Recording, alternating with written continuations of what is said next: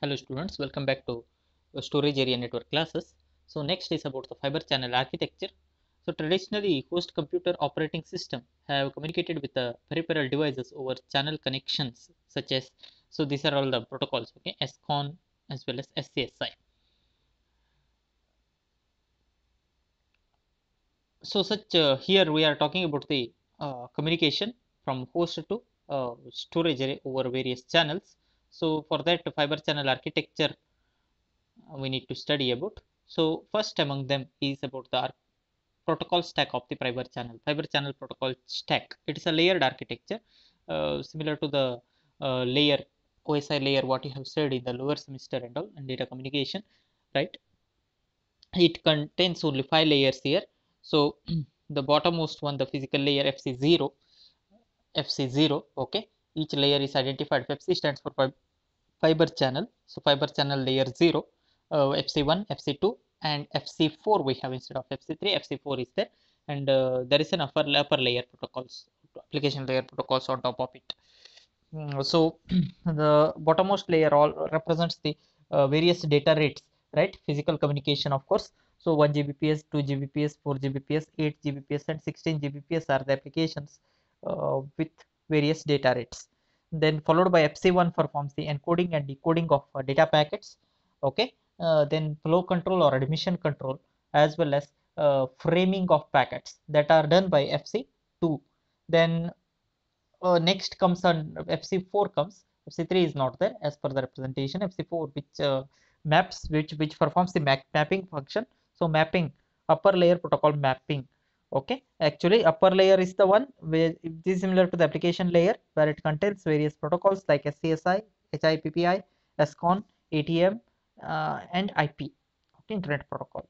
So these are all the four protocols falls under upper layer protocol. For those upper layer, so this bottom layer contains the data frames and all. That mapping is done by FC4. This is what the fiber channel protocol stack is. Here is the detailed description given: FC4, FC2, FC1 layer, and FC0 layer, what it does and all. You just go through it. Next is about the addressing of fiber channel. So in fiber channel addressing, why addressing is required?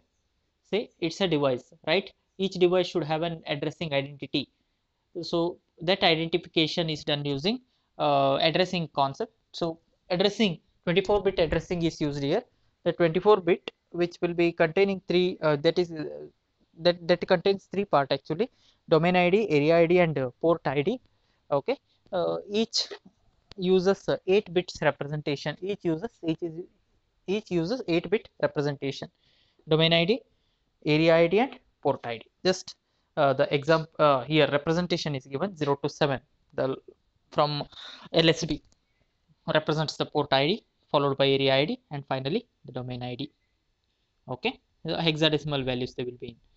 Next is about the worldwide name. So or WWN it is also called as. It's a unique identity for each and every device that is connected over a network or over internet. So 64-bit addressing is used for WWN, worldwide name it is called as, unique identity for each and every device. So fiber channel environment uses two types of WWN, actually two types of worldwide name available. One is worldwide node name WWNN it is called as, or worldwide port name based on the uh, based on the type of the device. Okay, whether it's a node or it's a port. So node name WWNN and PN for port name. Okay, it's a 64-bit addressing. So it's a format and all not that important, you just go through this. Okay, next is about the frame structure of fiber channel. FC frame, it consists of 5 parts. So 5 parts, actually it contains the data in or data field, of course, but data field which is in the frame, inside the frame data field will be having some supportive structures or supportive bits, as you are aware of, right? It will be containing some padding bits or additional information along with the data, right? Here FC frame also contains some additional information along with the data field. So first 4 bytes are indicating the start of frame. So first 4 bytes, similar to that, last 4 bytes which indicates the end of frame. Frame ID or whatever the information is stored, starting of the frame, first 4 bytes, and ending of the frame represented by last 4 bytes. So in immediately after start of frame field, we have frame header. So header information, like from where to where the data to be transmitted, right? What are the recipients or intermediates, whatever such type of informations will be stored in header. 24 bytes of header information, 24 bytes are reserved. Next is about the data field. See, data field is of variable length, as you are aware of. So based on the application it is, so it may lies between 0 to 2112 bytes. So if it is crossing 2112 bytes, then you have to go for additional FC frame. Okay, single frame may have variable length of data, right from 0 byte to 2112 bytes. Then cyclic redundancy code of 4 bytes, which is included. Finally, end of frame is represented. So frame header which contains destination ID, source ID, okay, flow control, FCTL, sequence ID, okay. Similarly, you can just go through this representation. So FC frame, how it 24 bytes are divided, and it is shown. Okay, you can see here its explanation is given. SID stands for source ID, DID is for destination, then sequence frame sequence ID, sequence count, okay. Then originating exchange, OX ID stands for, then responder exchange, RX ID stands for, okay.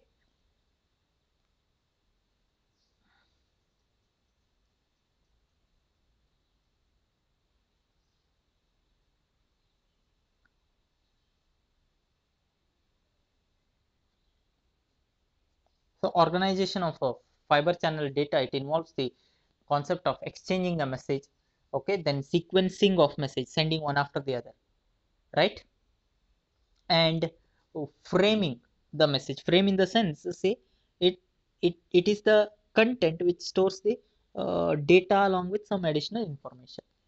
That's it. Then we need to have a flow control mechanism. So flow control, why flow control mechanism is still required? To avoid the collision or to avoid the data loss, flow control mechanism is required. So we have buffer to buffer credit or end to end credit are the two mechanisms. BB credit and CC credit, EE credit it is called as. So buffer to buffer, so one intermediate to next intermediate,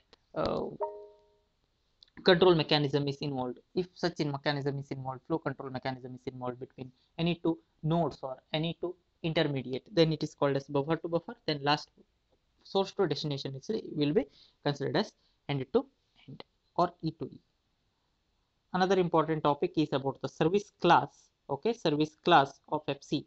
So the FC standard defines different classes of service to meet the requirement of wide range of applications. So these are the various service classes available for transmission over FC. Class 1, class 2 and class 3. Here some parameters are listed. Communication type. Communication type in case of class 1, dedicated connection is required for each source, between each source to destination, and class 2 and class 3 service that does not require any dedicated connection. Okay, via any existing path we can go for sending the data or receiving the data. Then flow control mechanism, in class 1 only you have to ensure end-to-end credit, because you are going to establish a dedicated path between source and destination. So end-to-end credit is possible, but in case of class 2, both are available, end-to-end as well as buffer to buffer, but class 3 only B2B, buffer to buffer credit. Any two devices, flow control mechanism will be implemented. Then frame delivery, in class 1, service class 1, it is guaranteed. Why it is guaranteed? Because there is a definite path one-to-one communication you have established between source and destination, hence frame delivery is guaranteed. But here in class 2 and class 3 you cannot guarantee the frame delivery, in order delivery, in order delivery. Okay, then acknowledgement is available in class 1 and class 2. Class 3 it is not available. Multiplexing not possible in class 1. Class 2 and class 3 it is possible. And bandwidth utilization will obviously poor in case of class 1, because end to end flow mechanism is established as well as one-to-one communication is established, hence it is bandwidth mechanism, utilization mechanism is poor, which is comparatively moderate in class 2 and high in class 3. Okay.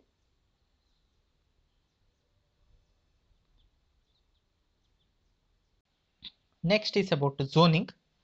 So zoning is an FC switch function that enables node ports within the fabric to be logically segmented into group and to communicate with each other within the group. So zone stands for a group. Logically connected. The devices which are uh, grouped together logically, and a communication takes place among them, okay, among those devices within the group. That is called as zoning. Here you can see the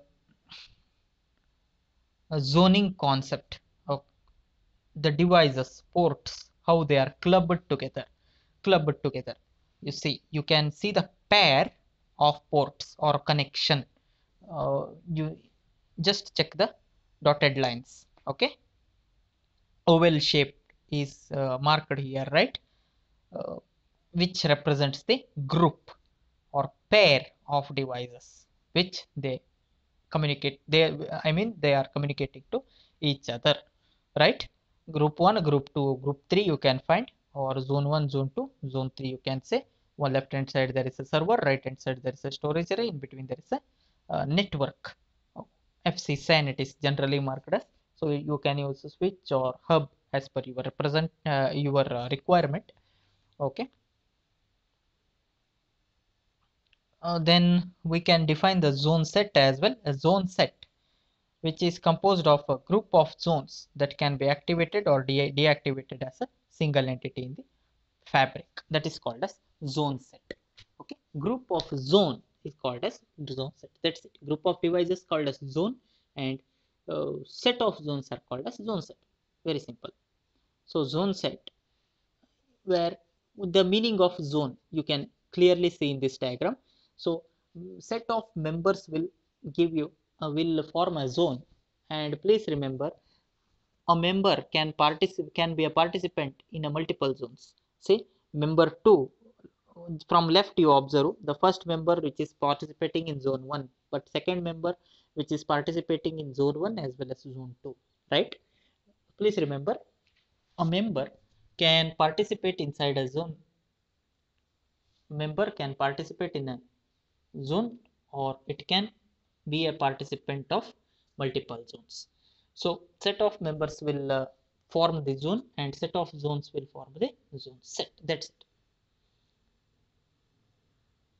Next is zoning types. Another important topic is port zoning. There are three categories of zoning, uh, three types of zoning available: port zoning, WWN zoning, mixed zoning.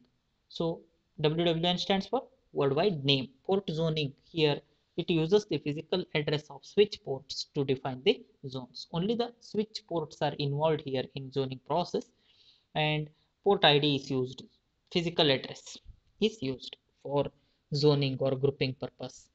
And here in worldwide name zoning, what happens is, instead of a physical address, worldwide name is used, right, for zoning, that's it. And mixed zoning, here both port zoning, it involves both port zoning and worldwide name zoning. Port zoning, which involves the physical address of the fabric or switch port, physical address is used. And in case of worldwide zoning, what happens is, worldwide name, a universal name or universal ID, 64-bit ID, that is used for zoning, and both are combined or clubbed together called as mixed zoning, okay. These diagrams are not that important. Next is about the topology, fiber channel storage area network topology. These are all the simple concepts what you have studied earlier in the previous semester, but now these topology concepts and are applicable only for uh, only with the topic with respect to storage area network. Since we are talking about the communication now, communication that is using fiber channel, so FC SAN topology. First one is about the mesh topology. Okay, you can see the, if you if you learn the diagram, you can easily explain the things.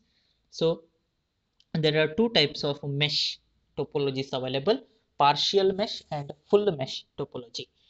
So partial mesh, just observe, uh, see, there should be three components in the diagram. Involves three major components throughout the syllabus of storage area network. One is, so left hand side will be so host, right hand side will be storage array, and in between there is a storage area network. Now we have replaced that by actual component connectors. We have used four switches are used, that's it. So FC switches, four switches are used here. Okay, and right hand side diagram also same thing, but see the interconnection. You see the interconnection in partial mesh. What we have done, there is no diagonal connection. Can you see the diagonal connection? Of course no. So switch number 1 to switch number 3, if you want to communicate, you have to communicate via either switch number 2 or switch number 4 as per the first diagram. But right hand side we have made the diagonal connection. Please remember, switch supports for diagonal connection as well, and also there is a one-to-one communication. Because of this, one-to-one communication is possible in switch. Please remember. Okay, so partial mesh and full mesh topology. Partial mesh, what happens is, um, some of the interconnections among switches are not marked. Okay,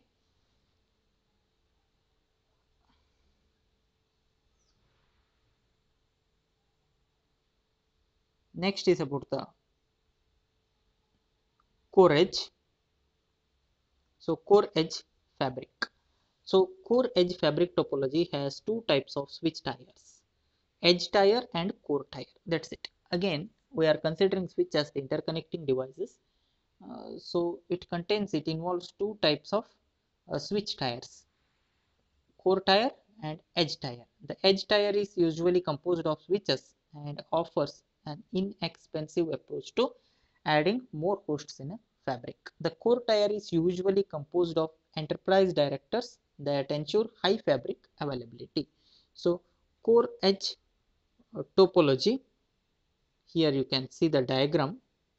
Okay, the core tier which involves the director circuit, that's it, nothing else. So direct and edge tier which involves the switches, right?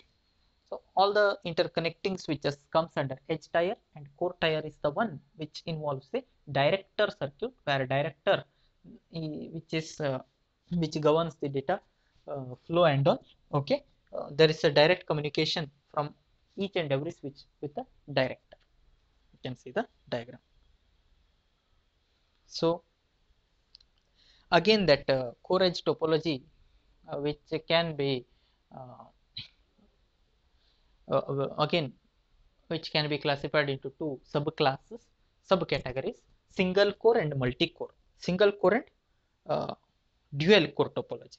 So in single core, check the diagram carefully. There is a connection, single connection from FC switch 1 to director, FC director, there is a connection. FC switch 2 to director, again there is a single connection. FC switch 3 to director, there is a single connection.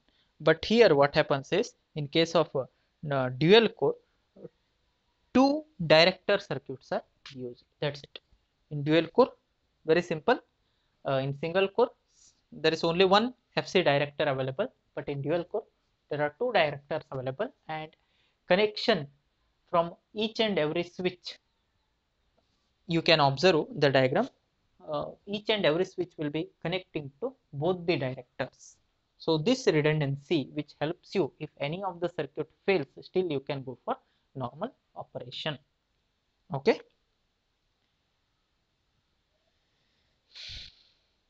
So compound core edge topology is also available. So single and dual core is sufficient. Diagrams you go through. So that is all about the topology of FC-SAN. Okay, very simple thing. The FC-SAN topology, which involves mesh topology, and core edge topology. Mesh involves actually mesh, which involves two subcategories in it: partial mesh and full mesh.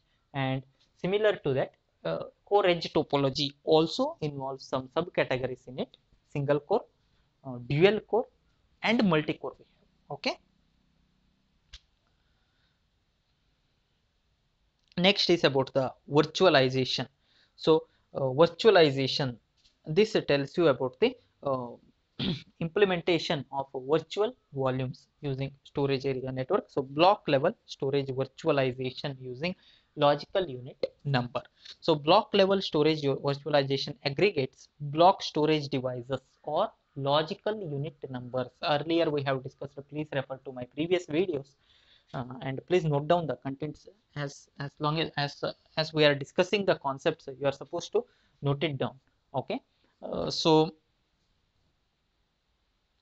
what happens is, the logical block level storage virtualization, which aggregates the block storage devices or LUNs and enables provisioning of virtual storage volumes independent of underlying physical storage. Okay. A virtualization layer which exists at the storage area network abstracts the identity of physical storage device and creates a storage pool from heterogeneous storage devices. So virtually it looks like a single entity, but actually it is the aggregation, maybe the aggregation of several physical entities from um, storage pool. Okay, the devices may be similar or dissimilar, like some of the devices may be of hard drive or RAID or tape devices or whatever, but logically they are aggregated together and they looks like a single logical entity and identified by a single logical entity unit number LUN. Okay, that is what they are explaining here. Block level as block level virtualization, as you can see here. So storage array, the physical data is available somewhere. They are marked as LUN, and these LUN are grouped together, right, and transferred to server as per the requirement.